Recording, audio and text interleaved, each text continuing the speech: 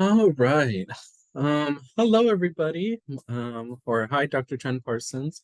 My name is Roy Jimenez. I am doing my mock on-campus presentation.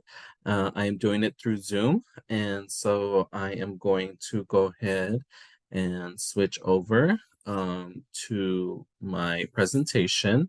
I did a internship this summer with Summer Discovery, and I'm going to go ahead and answer this prompt and how my internship also kind of played a progress in this, and also how my experiences in student affairs, my work experience, and also my other experience, such as being an orientation leader, Eagle Ambassador, and things like that, helped my experience and prepare me to work in student affairs. So I'm going to go ahead and share my screen. Here we go. Okay, so this is, again, like I mentioned, the prompt that I'm going to be answering is the Asian Pacific Islander students upset about the Multicultural Center collaboration with dining services. The prompt specifically states that the Asian Pacific Islander students were upset about this, and they were wanting to, how they express their concerns and things like that. So, and also how would I approach this prompt and things like that. So I'm going to go ahead and get into how I would answer this prompt and how I would handle it, and also describe my work experience, but also my internship experience as well. Let's see. Okay. All right. So the first thing I would do is I would want to talk to the students, the Asian Pacific Islander students, right? What I would want to know is, okay, let's sit down, have an open town hall, because I don't want to talk to just to one or two students. I want to talk to multiple students. I want to talk to, half of the university, the students who identify as Asian Pacific Islander. I want to have an open discussion. It's me, as well as dining services, also the dean of students, also student affairs, the VP of student affairs, and things like that. So just kind of having different departments to kind of join in on the conversation, and just to kind of help elaborate and why we did things like that, and how we're going to go about this. So the first thing that I would want to touch on is, what are some of the issues students are facing with the collaboration with dining services? So we know that there's issues, but okay, but what are some of the issues? Is it because they don't like the food? Is it because the way that it tastes? Does it make it feel like it's not like it's back at home? um is it because we're not, um what do you call it, we're not doing the specific dishes that Asia Pacific Islanders students are expecting? They're Asian inspired, but they're not real Asian dishes. And so they probably are, you know, upset about this because it's like it feels like an insult. Many of the students that I've talked to in the past, also during my internship as well, some of the students don't like when they see that, because they feel like, it's like a mock of their country, or it's like, you're kind of not representing in a way that's relatable to them. So we also want to know, why are you feeling this way? So that's where it also comes in. It's like, okay, what is it that's making you feel this way? How can we do to fix this issue? Like, what is it that we're open to your suggestions, right? And so we need to also keep in mind, like, we can give as many suggestions as they want. However, I know deep down that we're not going to cater to every single student. We can't be every student's savior. So deep down, that's something that I've come to terms with throughout these years. That's something that I've also learned. And so, we're not always going to come and, fix every issue, but we can try to address it, as many as we can. And just know that the students know that we're listening to them, but we're also not ignoring them as well. We just can't do certain things because either we need permission from the university, or we have low budget on how much we can move, order with food and things like that. Um, so also, hear what every student has to say and take into consideration about why they feel the way they do.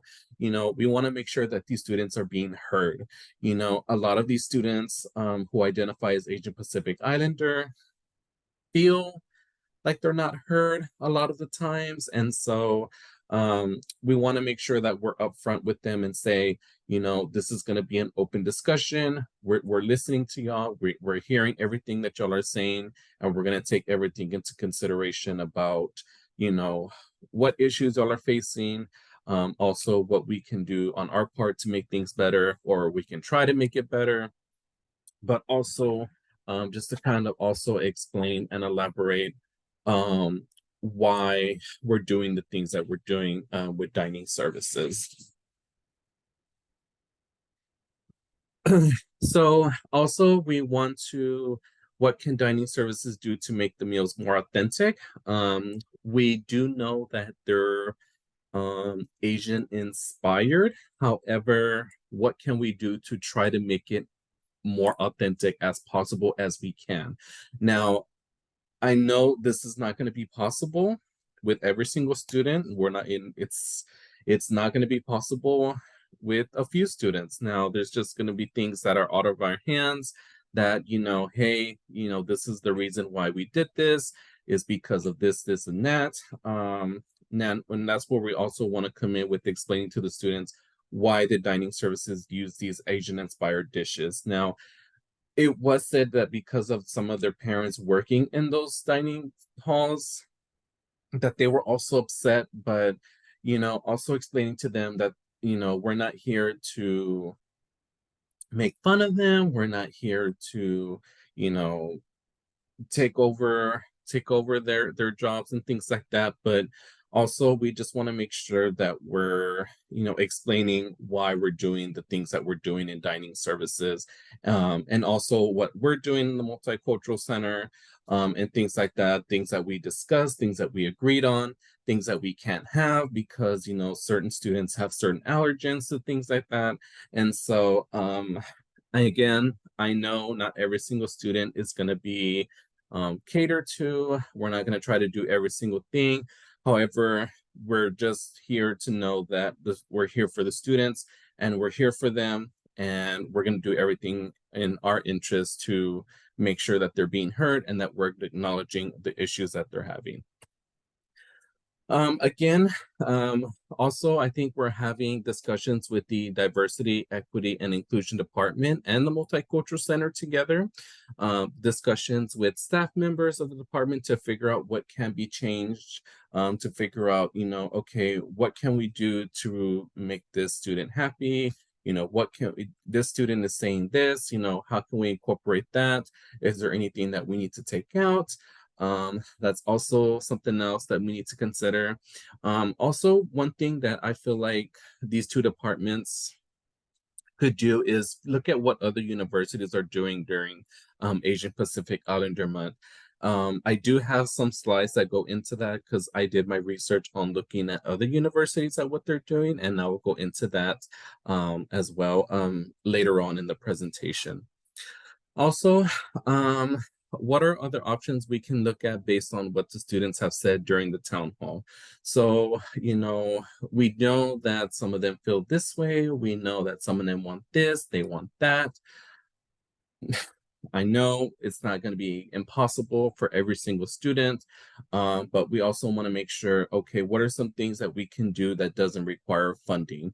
What are some things that to consider that, okay, if it's going to require funding, how much is it going to cost, or if it's maybe like a certain dish, okay, what can we do to change it? Now, I know I've said it multiple times, but I mean, just taking into consideration of what students have said during this town hall, I know not everybody's going to be catered to, not everyone's going to have their problem solved, but we're going to do our best that we can to making sure we're listening to the students. Also bring in student affairs and see what advice they may have. Like, for instance, the VP for student affairs, the president of the university, maybe bring in the VP for university enrollment, different people who work in different departments, maybe even besides the Multicultural Center, maybe like the First Generation Success Center, maybe also the Pride Alliance and things like that, the Dean of Students Office.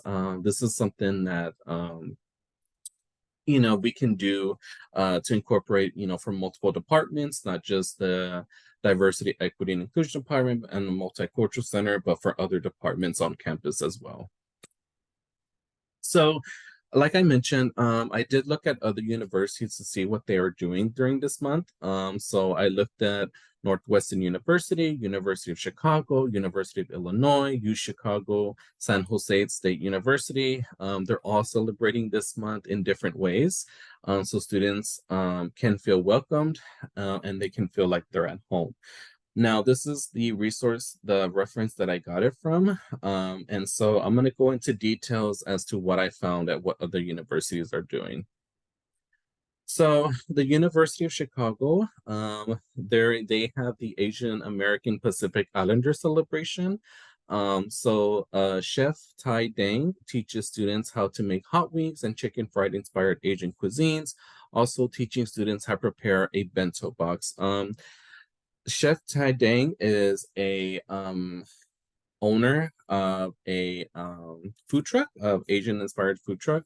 And so he wanted to come in and teach students, during Asian American Pacific Islander Month, how to make the hot wings and chicken fried inspired Asian cuisines. So this is something that the University of Chicago looked into. Also, San Jose State University, the university brought in celebrity chef Roy Choi. He was brought in by the Center for Asian Pacific Islander Student Empowerment, Student Affairs, and Associated Students. And during his live demonstration, he taught how to prepare his famous galbi recipe, which students got to sample afterwards. And so this is something that San Jose State University wanted to do because they wanted to show students that, hey, we care for y'all and we want to make sure that y'all are being felt like y'all are at home. And so this is what I found very interesting about what San Jose State University is doing. Also, the University of Illinois Chicago. They partnered with the Center for Student Involvement, the Asian American Resource and Cultural Center, and Foodville to bring students together during AAPI Heritage Month. So the team brought in Eugene Lee and Jason Lee. They're the owners of Foodville, which is a local and minority-owned business. So what they did is that they brought in Asian dishes so students could try. They brought in both fried rice, butter chicken, mango lassis, and many more dishes. And so this is something that I thought was very interesting because, this is where multiple departments on campus and also a food truck or restaurant, I'm sorry, were able to get together and collaborate and come onto campus and show students, during this important month that, hey, this is what we're doing. We wanted to do this. And so, this is what we wanted to do for y'all. So I thought this was pretty cool.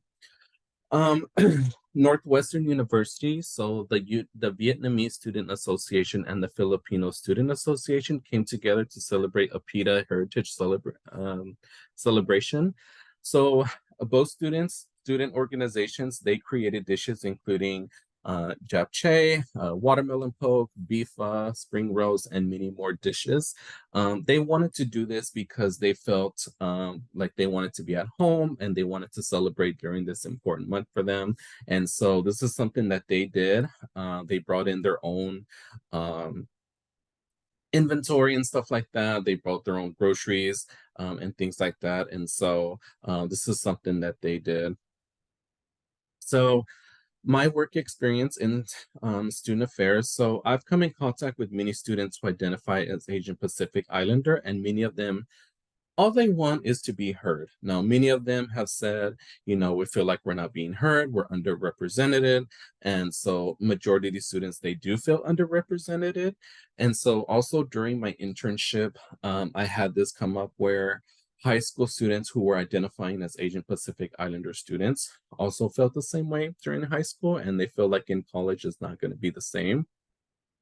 My suggestion to them was just be the voice, be the first, get your voice heard, stand together, it's gonna continue as a cycle if nothing happens. So um many of them also feel like they don't have a place on campus because a lot of them feel ignored. Now, this is true. I have seen this not only on my internship, but on also my community college, also UNT as well. A lot of these students have told me that, this is the time where they feel ignored because they feel like they don't matter. A lot of these students also want equal opportunity because, it's all about the students, right? However, many of these students feel like they don't have equal opportunities because a lot of these students feel like if they say something or do something, they're not going to get their voice heard. And so, we just want to make sure that we're listening to the students and giving them the equal opportunity. Also, in my work experience, they feel like they're overlooked when it comes to diversity, equity, inclusion. So I do understand where this is coming from because a lot of students who I had during as an orientation leader, as you can see in this picture, in 2021, I was an orientation leader. And a lot of students that I had were from different cultures, different backgrounds. However, I did have some students who identified as Asian Pacific Islander. And some of them, they just don't feel welcomed whenever it comes to diversity, equity, and inclusion because they feel like they're being left out on a lot of things. And so many of them just feel they want to make sure they have that equal opportunity. Be supportive, that's all they want to as well because a lot of these students, don't have the support at here at home or they don't have it here in the US because their family is back home. So, they come to the US to follow the American dream. And so, just being supportive is going to get them a very, very long way. I also wanted to highlight this quote from Jean Lee, who is the president of Minority Corporate Council Association. She says, "When I hear the phrase Asians are next in line to be white," she writes, "I replace the word white with disappear. Asians are next in line to disappear." Whew. Now, I thought that was very deep because I kind of see what she's talking about because a lot of these students, especially during my internship, have felt that, that pretty soon they're going to be next in line to disappear. Now, I have expressed that this is not true. Y'all just have to come together, work together, get y'all's voices heard, take whatever it is that you need to do to take that next step to get what it is that you need. And so, I know it was very, very deep. However, this is something that I've been relating to because I've seen it, I've witnessed it, not only in my undergrad experience, but also, in my internship, also in my GA position that I had last semester. And so it's just something that I've seen in my work experience and things like that.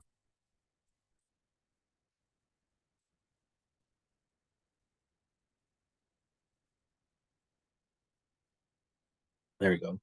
So, how my work experience has prepared me for student affairs work? Well, all I know is to be more open to having conversations with different students from different cultures and different backgrounds, especially to the Asian Pacific Islander students. I feel like that's where my attention is focused on right now because I just had an internship with high school students and many of them were Asian Pacific Islanders and a lot of them were concerned because it's like, well, we want to come to the US, but like our family's going to be back at home. And so, just having open conversations. And so, this is something that I've learned is to have open conversations with different students from different cultures and different backgrounds because you want to get to know them, you want to be able to assist them, and also try to be like a guidance and a mentor for them. Being persistent with following up with students once you meet with them and see if they still need support from you. Now, I'm not saying I have to do this with every single student, which I understand. However, um, try to be consistent with students who I feel like need to be followed up with. Like if you come in and you talk to me, you're having trouble with an issue, I'm going to follow up with you. But if you just need a direction of, hey, where can I find the food pantry? Oh, that's, in Crumley Hall.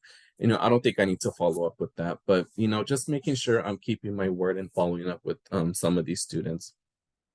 Again, knowing I'm not going to save every single student from a crisis or issue they face while attending a university or college.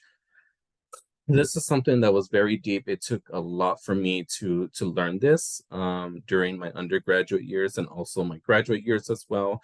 Also during my internship, it's hard for me because I know I'm not going to save every single student.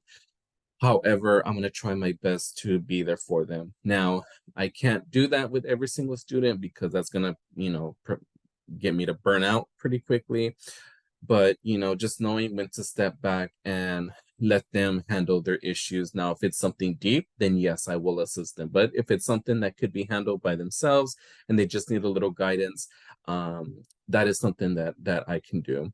Also know what not to say to someone and know not to promise any student anything. This is something that I've learned throughout the years in undergraduate and also graduate years.